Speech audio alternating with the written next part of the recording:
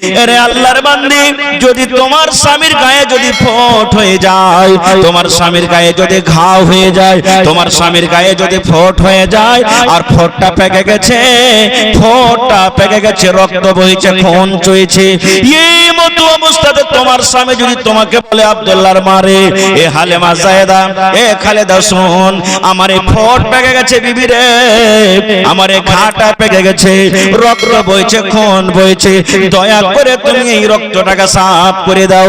কি দিয়ে সাফ করে দাও? তুলা দিয়ে সাফ করতে হবে না, তোমাকে পানি দিয়ে সাফ করতে হবে না, কাপড় দিয়ে সাফ করতে হবে না।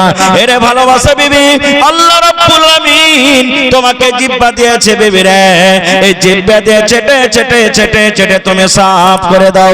নবী আমার বলেছেন, মহিলা যদি তোমার স্বামী তোমাকে বলে আমার এই ঘায়ে রক্ত, এই পুঁজকে তুমি জিহ্বা দিয়ে চেটে চেটে সাফ করে দাও, নবী বলেছেন তুমি ইনকার করতে পাবে না, ইনকার করতে পাবে না। তোমাকে জিহ্বা দিয়ে চেটে চেটে যদি তুমি সাফ করে দাও, তাও তোমার স্বামীর উপরে তোমার অতটুকু হক, এতখানি করার পরও তোমার স্বামীর হক আদা হবে না। নারে তাকবীর! এতখানি ফজিলত দিয়েছেন আল্লাহুস সামাদ। তবে এটা মনে করিয়েন না যে আমি এই কাজটা করাবো। রাসূল উদাহরণ দিয়ে বললেন, যদি মহিলা তোমার স্বামী যদি তোমাকে এই কাজটা করতে বলে আর তুমি যদি করে ফেলো, তাও হক আদা হবে না।